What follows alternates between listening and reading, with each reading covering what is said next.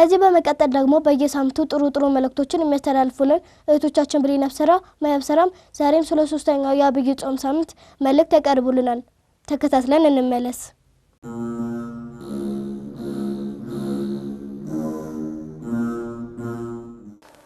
በስመ አብ ወወልድ ወመንፈስ ቅዱስ አሐዱ አምላክ አሜን። ሰላም ጤና ይስጥልን። በመላው ዓለም የምትገኙ ውድ እግዚአብሔር ልጆች እህቶቻችንና ወንድሞቻችን እንደምን ሰነበታችሁ? ደህና ናችሁ? እግዚአብሔር ይመስገን እንዳላችሁ ተስፋ እናደርጋለን። አሜን። የአምላካችን የልዑል እግዚአብሔር ስሙ ዛሬም ዘወትርም የተመሰገነ ይሁን። ቢልዩቴ አቤት ማያቴ ከዚህ በፊት ስለ ሰማዕትነት ለልጆች ነግረናቸው ነበር። ውድ እግዚአብሔር ልጆች እናንተም እንደምታስታውሱት የሁለተኛው የአብይ ጾም ሳምንት ስያሜ ቅድስት ይባላል። ቅድስት ማለት ደግሞ የተለየች፣ የነጻች፣ የከበረች ማለት እንደሆነ ደግሞ ነግረናችሁ ነበር። ይኸውም ክቡር በሚሆን በጌታችን በአምላካችንና በመድኃኒታችን በኢየሱስ ክርስቶስ የተጾመች በመሆኗ ልዩ፣ የተቀደሰች፣ የከበረች፣ ንጹህ እንደተባለችን ነግረናችሁ ነበር።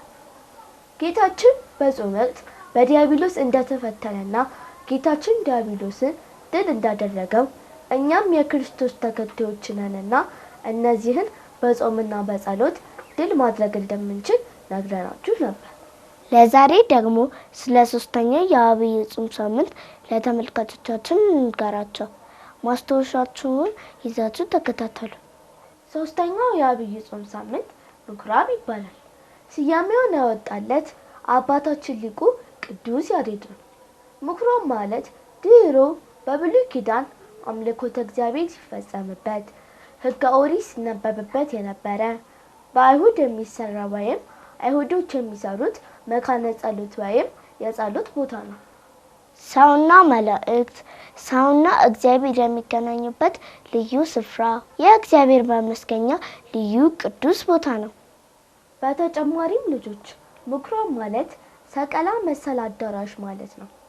አይሁድ ስግደትና መስዋዕታቸውን የሚያቀርቡት በኢየሩሳሌም በነበረው ቤተ መቅደስ ብቻ ነው ብለው ቢያምኑ በመጽሐፍ ቅዱስ በዮሐንስ ወንጌል ምዕራፍ 4 ከቁጥር 20 ላይ በየተበተኑበት ቦታ ምኩራብ እየሰሩ ትምህርተ ኦሪትን በመማር ሃይማኖታቸውን ያጸኑ እንደነበር ያሳያል።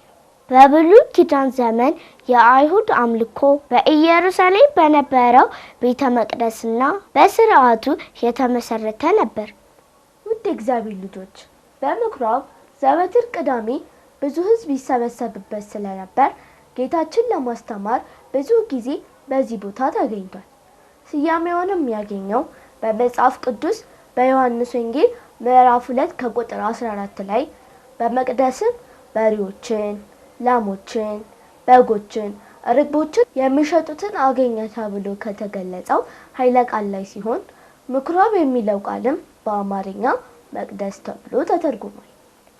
ምኩራብ የሚባለው ሳምንት ጌታችን ወደ ምኩራብ ገብቶ ማስተማሩ የሚነገርበት ቤቴ የጸሎት ቤት ይባላል፣ እናንተ ግን የሌቦች ዋሻ አደረጋችሁት ብሎ በምኩራብ ይሸጡ ይለውጡ የነበሩትን የገሰጸበት፣ ቤተ መቅደስን የከብት መነገጃ የብርና የወርቅ መሸጫ መለወጫ ያደረጉ ሰዎችን ከነሸቀጣቸው ከቤተ መቅደስ ያስወጣበት፣ ቤተ መቅደስ የእግዚአብሔር ማደሪያ የስሙ መጠሪያ የጸሎት ስፍራ መሆኗን ያስረዳበትና ያወጀበት፣ በቤተ መቅደስም የንግድ ስራ ማከናወን እንደማይገባ ያረጋገጠበት ዕለት ነው። ስለዚህ እኛም ዛሬ ላይ ያለን ክርስቲያኖች በቤተ ክርስቲያን ከመንፈሳዊ ነገር ውጪ ምንም አይነት ነገር ማከናወን የለብንም። ስንቆርብም ስጋዊ ነገር ማለትም የሚበላ ነገር ይዘን መግባት የለብንም። ድንገት ሳያውቁ ሲያደርጉ ብታዩ ደግሞ አስተምራቸው። ስታስተምራቸው ደግሞ በቅዳሴ ሰዓት መሆን የለበትም። እውነት ነው። ለዛሬ በዚህ እናብቃ። በተጨማሪም ደግሞ መጽሐፍትን አንብቡ፣ ጠይቁ የሚለውን መልእክታችንን እንዳትረሱ። እሺ ጎበዞች። በመላው ዓለም የምትከታተሉን በሙሉ በቀጣይ ሳምንት እስከምንገናኝ ድረስ ሰላም እግዚአብሔር ያለን። መልካም የአብይ ጾም ሳምንት ይሁንልን።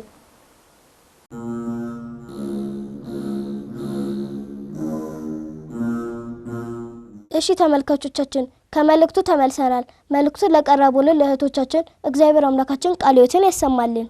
አሜን። አርሴማ ሁለተኛው መንፈቅ ዓመት ተጀምሯል።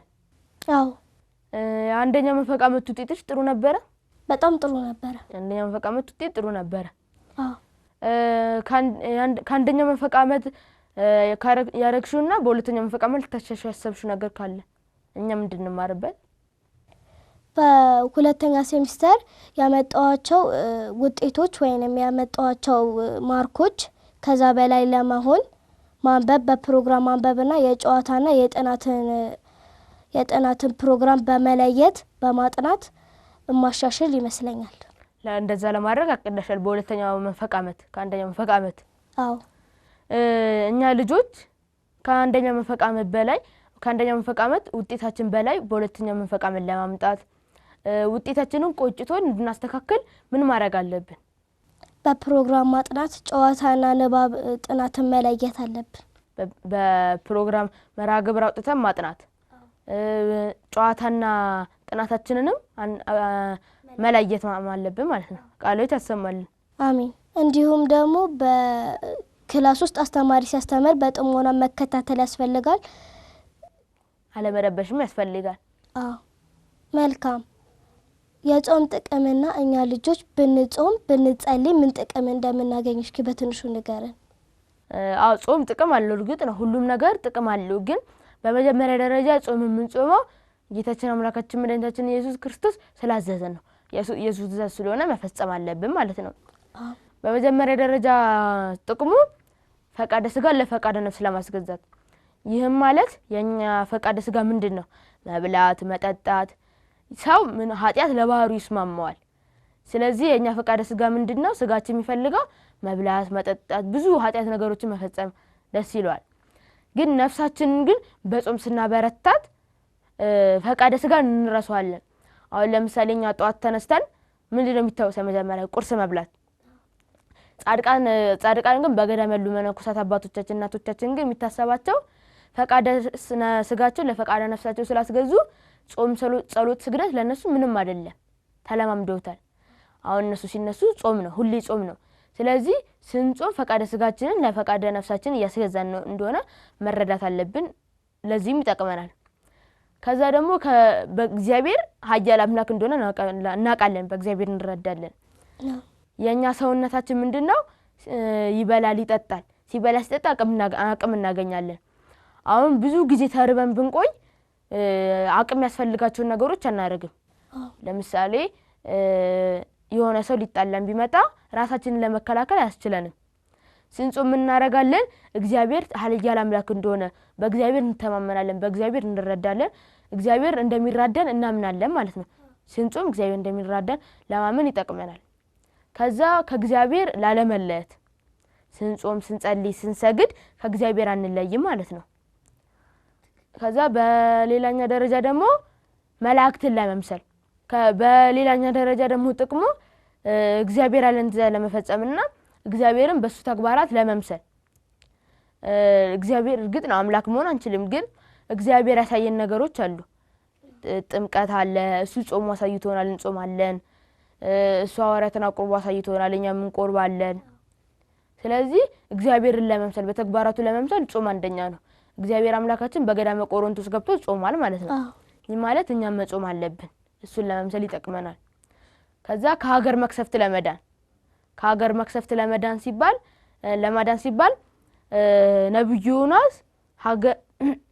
ዮናስ የተርሴስ ሰዎች በጣም ኃጢአተኛ ነበሩ።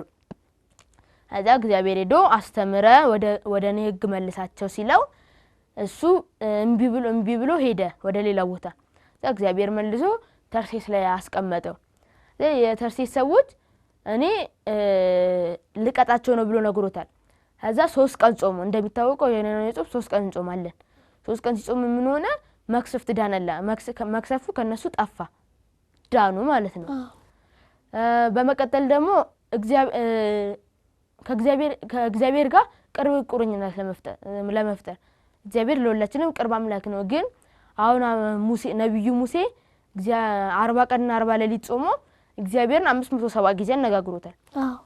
እኛም ብንጾም ከልባችን ብንጾም እግዚአብሔር ማነጋገር እንችላለን መላእክት ማነጋገር እንችላለን ጻድቃን መሆን እንችላለን ማለት ነው መጽደቅ እንችላለን ባጭሩ የጾም ጥቅም እነዚህ ናቸው ግን በጣም ብዙ ጥቅሞች አሉት ከጤና አንፃርም ከመንፈሳዊ አንፃርም በጣም ብዙ ጥቅሞች አሉት ከጤና አንፃር ደግሞ አንዳንድ ተመራማሪዎች ሐኪሞች ደግሞ ምን ይላሉ የስብ ክምችትን የስኳርና የደም ግፊትን መጠንን ይቆጣጣራል ይላሉ ጾም በጣም ብዙ ጥቅም አለው ባጭሩ ግን ይሄ ነው መልካም ቃልዎትን ያሰማልን አሜን